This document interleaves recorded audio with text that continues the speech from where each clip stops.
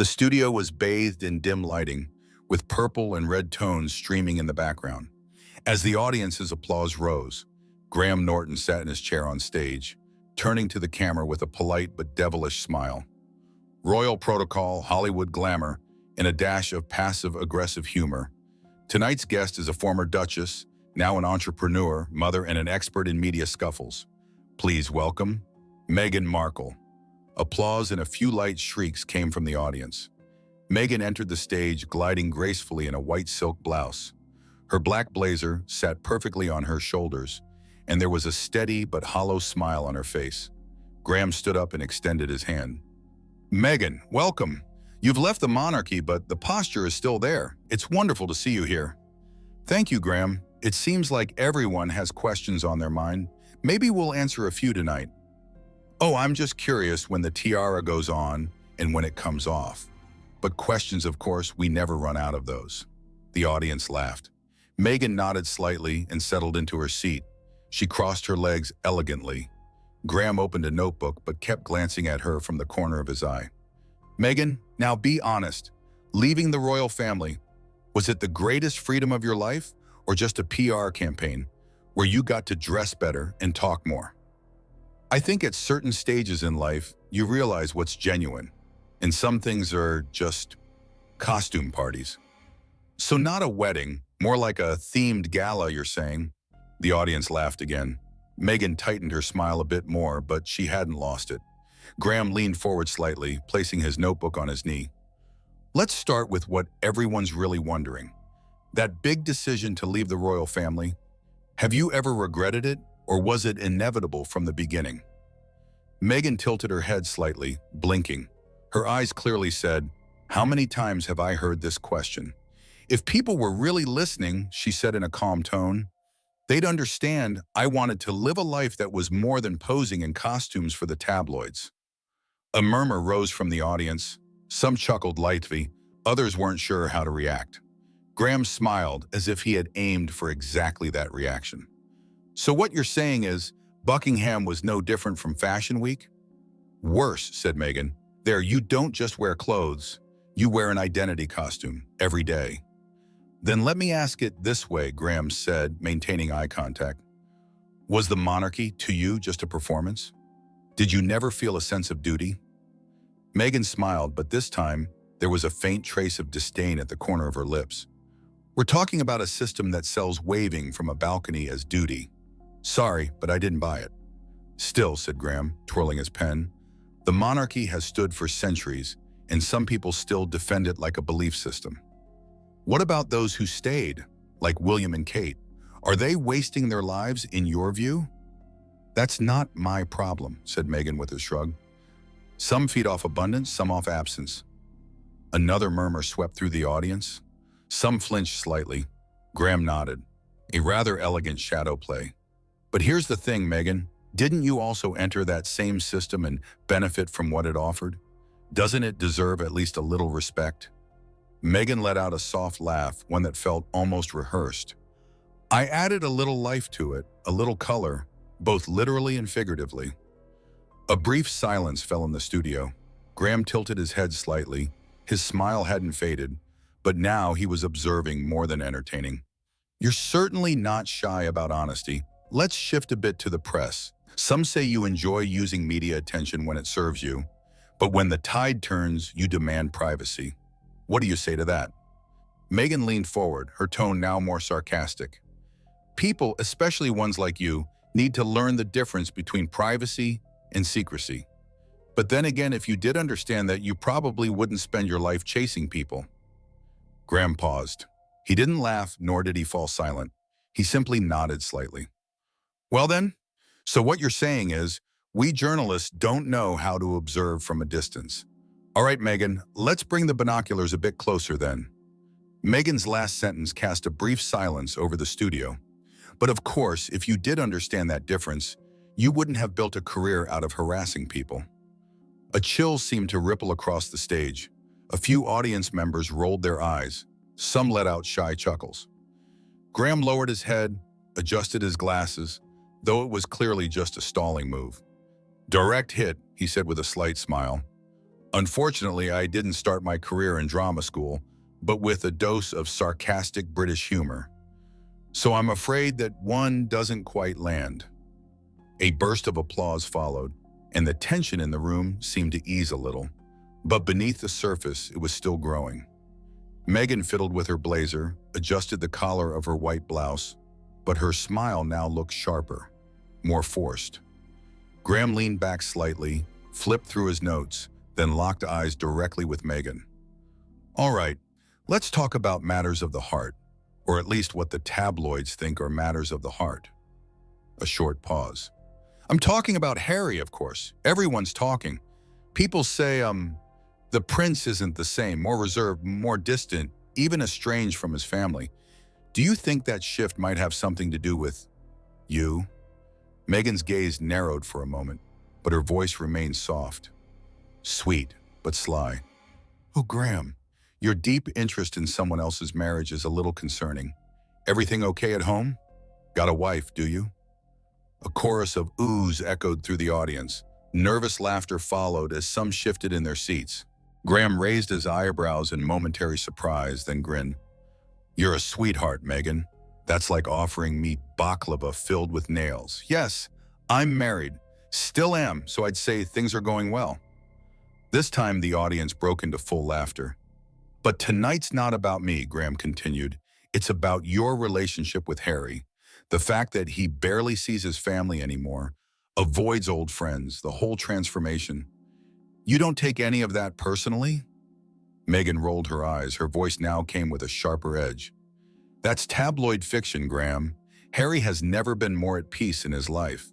But of course, that doesn't fit the narrative, does it? Graham nodded slowly, his smile slightly faded, but his face remained composed.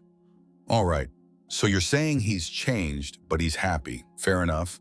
I suppose we all change a bit when we get married. Some of us just get a little more hair. Others, well, leave the royal family.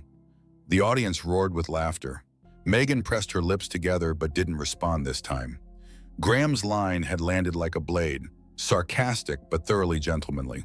After a brief pause, Graham tilted his head to the side.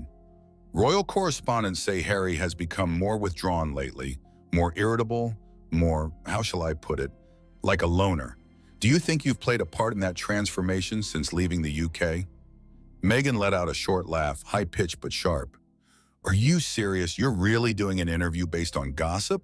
Harry is in the happiest period of his life right now. I'm sorry if that story doesn't sell, just not your fault. A few hesitant chuckles came from the audience, but the tension was palpable. Graham nodded politely. So he's happy. That's good. But I can't help asking, no regrets at all? I mean, Harry's cut ties with his brother, his father, an entire legacy. Doesn't that ever keep you up at night? Meghan narrowed her eyes, her tone now harsher. I don't lose sleep over people who couldn't be bothered when I needed them. Is that clear enough? Silence in the studio. Graham paused for several seconds. Then he raised a single eyebrow and replied, crystal, as clear as a royal press release.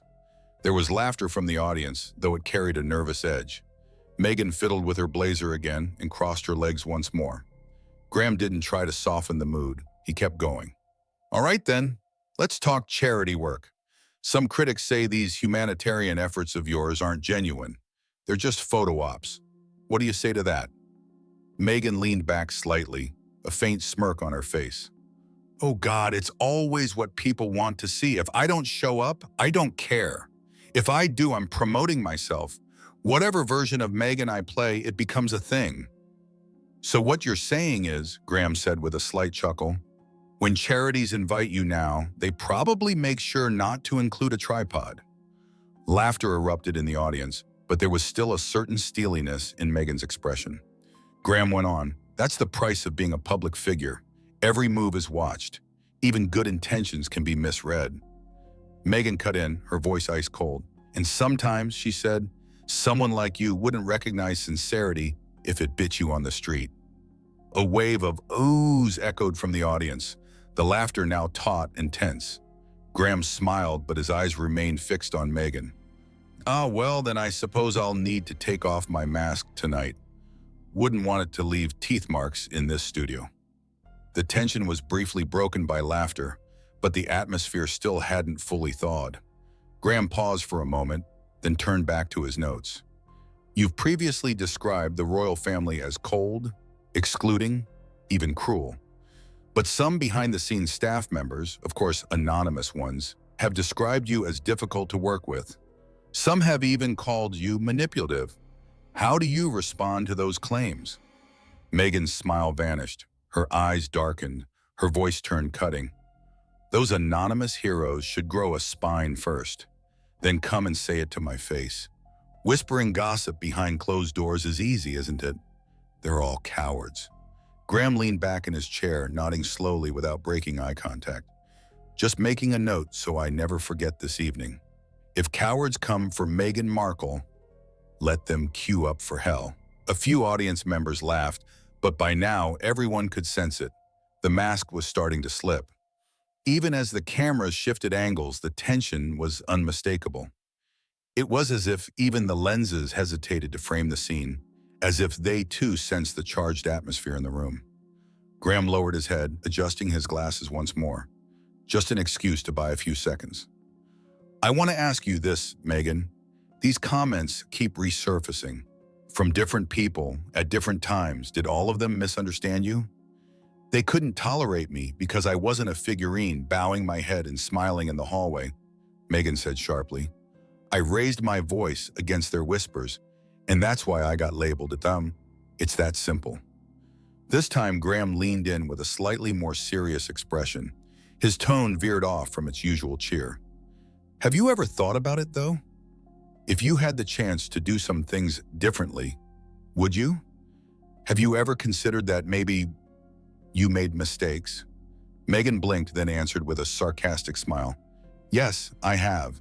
And at the top of that list was believing that this family, this institution, or people like you could be humane. A sharp intake of breath was heard from the front row of the audience. Graham raised his eyebrows slightly but kept his composure. He adjusted his notes, watching her silently for a few seconds. Meghan, he said at last, we've heard clearly what you think of the royal family, your relationship with the press, and even your opinion of me. But what about the public? What do you think of them? Do they matter? Or is this whole journey just for Meghan? Meghan's lips pressed into a thin line, then curled into a defiant smile. I care what the public thinks, but I decide what matters. Meaning, I choose whose opinions leave a real echo. A few nervous chuckles echoed from the audience. Some seats creaked. The tension in the studio had thickened. It felt like everyone was holding their breath at once. Graham leaned back, folding his hands over his knees. There was a faint smile on his lips, but the muscle in his jaw had tightened. All right, he said in a soft but steady tone. Thank you for your honesty. If nothing else, it was enlightening. The cameras cut to commercial. But even with the lights dimmed, the heaviness in the studio remained. The air felt nearly tangible. Meghan was playing with her blazer, her posture now stiff. She had started to avoid looking at Graham. Audience members shuffled in their seats, some unsure where to look, eyes darting around. When the cameras returned, Meghan sat rigidly in one corner of the stage. Her blouse still reflected the light elegantly, but the expression on her face had tightened. Her arms were crossed, her jaw clenched. Graham, meanwhile, was slowly flipping through his notebook, casting the occasional side glance at Meghan. The audience was silent. No applause, no whispers.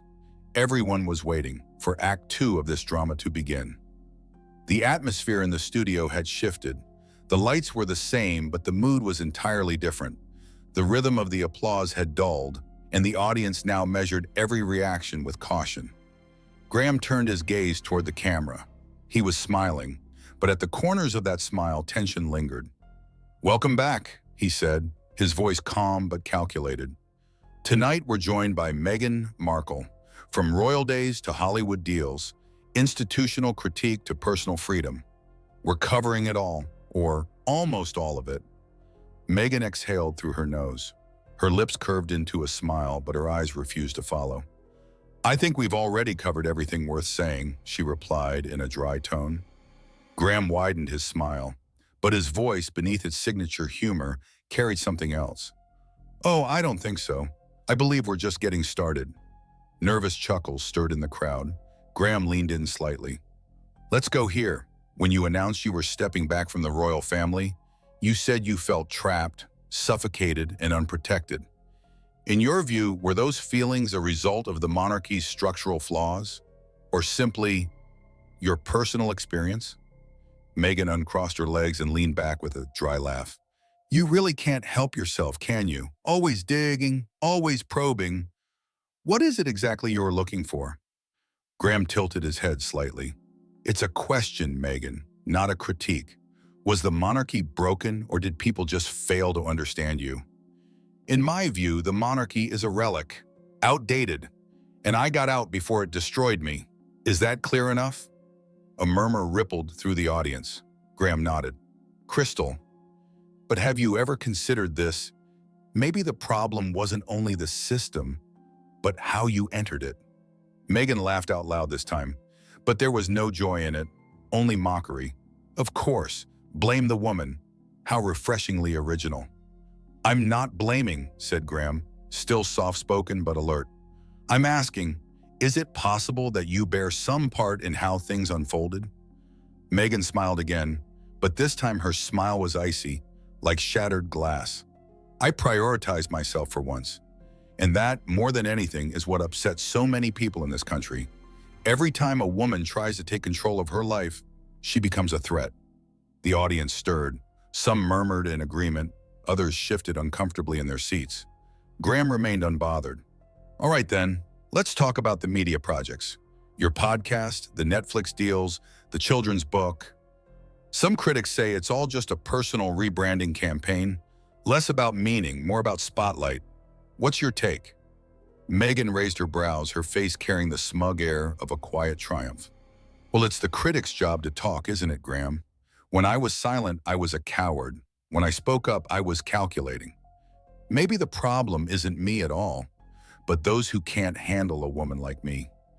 Graham slowly bowed his head, then turned to the audience with a wry smile. Ladies and gentlemen, tonight we learn the difference between a woman being strong and an ego going to war. After the break, I may cry about it on my own podcast. Laughter erupted, but with thorns still embedded, because by now everyone understood there was no turning back in this performance. Graham clasped his hands in front of him. His voice was still soft, but his gaze had sharpened considerably. Maybe the issue is not knowing the difference between control and entitlement. Have you ever considered, Meghan, that there might be at least some truth in what your critics say? This time, Meghan let out a bitter laugh. It was cold, devoid of anger, filled with contempt. Oh, that would have suited you just fine, wouldn't it? If I came out and said, you were right, I am the villain. Sorry to disappoint you, Graham. A murmur moved through the audience. Even those who dared to laugh did so faintly. Behind the cameras, some of the crew began averting their eyes. Graham didn't look away from Meghan. This isn't about villains or heroes, Meghan. This is about choices and the consequences that follow. Meghan leaned forward now, her voice openly mocking. Oh, please go on. I beg you, teach me a life lesson. Enlighten me about consequences, because you're clearly a crisis management legend. A few chuckles echoed from the back, strained and awkward. The studio's mood refused to thaw. Graham offered a faint smile. I've had my crises, I don't deny that. But at least I didn't slip into the victim role and try to cash it in. That one hit. Meghan's eyes narrowed, her voice dropped but sharpened. Wow, so you've cracked the whole code, haven't you? Sitting there on your cozy little show, aged and settled, and in the end, you brought the Duchess down? Bravo. Graham gave a slight nod. His jaw had tensed, but the control was still his. Meghan, this isn't a takedown. If it were, this conversation would have ended a long time ago. Oh, really? Meghan shot back. She threw her hands open. Because to me, this feels exactly like a witch hunt. What's next? Are you going to toss me in the river and see if I float? A sharp inhale came from the audience. A few people flinched involuntarily. Graham blinked slowly. For the first time, his expression shifted, serious, measured, and just slightly weary. I hope this would be an honest, open, even human conversation. I wanted to talk about your choices, the impact you want to have, but I'm beginning to realize you didn't come here to give real answers. You came to perform, to deflect, to mock, to throw jabs. Meghan crossed her arms again. That same condescending smile crept back onto her lips. Oh my God, Graham, spare me the virtue speech. Are you really this hurt just because I didn't cry and lean on your shoulder? The studio was utterly silent. The lights hadn't changed, but somehow everything felt colder. The cameras slowly zoomed in on Graham. He sat perfectly still, tapping the table softly with his finger. He took a deep breath. All right, he said, voice calm but quietly steely. I suppose some masks needed to fall, and tonight we saw a portrait come into full focus. I believe we've given you more than enough time to express yourself, Graham said quietly. And frankly, it hasn't been disappointing. Meghan raised an eyebrow and leaned back slightly. There was a glint of satisfaction on her face, the expression of someone who believed they'd won. Graham, in contrast, offered only the faintest smile. Then he dipped his head subtly, signaling they were going to break. As the cameras faded out, the glint in his eyes whispered to the audience that the final act had begun. When the commercial break ended, the studio still felt heavy. It was as if the ceiling had lowered and the lights had sharpened. Meghan sat with her arms tightly crossed over her chest. Graham still appeared calm on the outside, but his eyes no longer belonged to a talk show host. They belonged to a judge, measured, firm, and prepared. This wasn't just an interview anymore. It had become a character reckoning. As the cameras came back on, a faint ripple of applause passed through the audience. It wasn't heartfelt, more like fulfilling an obligation. Meghan sat motionless, adjusting the cuffs of her jacket, holding her chin deliberately high. Graham leaned in slowly. He wasn't smiling anymore. Welcome back, he said, his voice steady but weighed down. Our guest tonight is Meghan Markle. The conversation may have taken a different direction than expected, but perhaps in its own way, that's meaningful.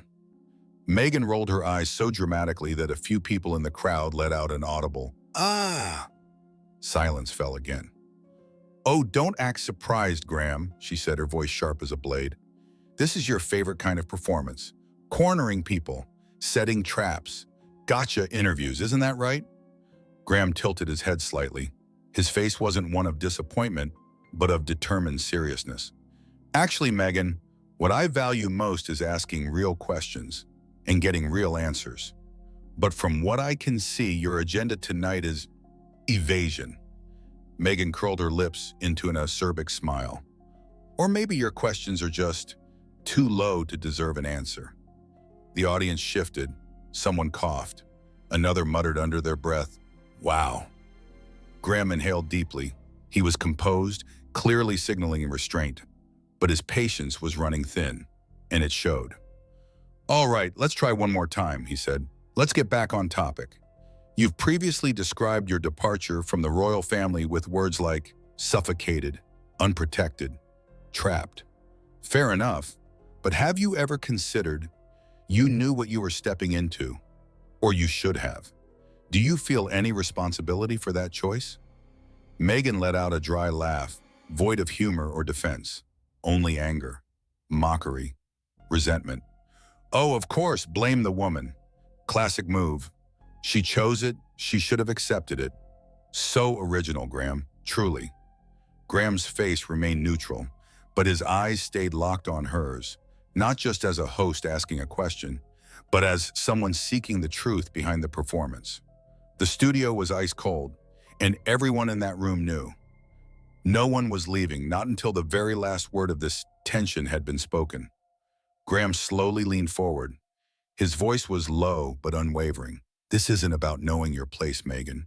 This is about accountability. Are you saying you have none at all? Meghan stared back without blinking. My only responsibility was not letting that institution destroy me. I fulfilled it. Does that count? The murmur that rose in the crowd was mixed. Some nodded quietly, others sank into their seats. Graham clenched his jaw slightly, then lowered his head and thought, all right, let's talk about Harry. He's distanced himself from old friends. He's cut ties with family.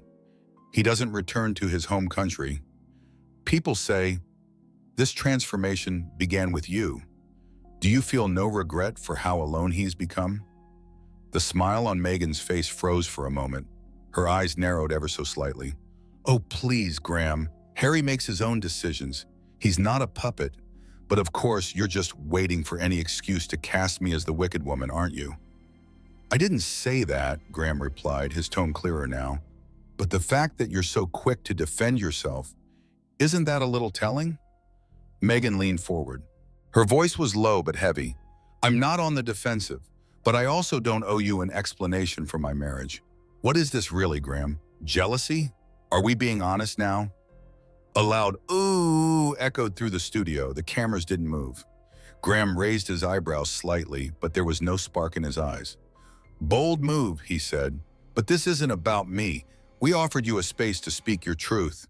And from what I see, you've turned it into a performance. Meghan lowered her head slightly, her smile intact. What's the matter? Run out of hard questions?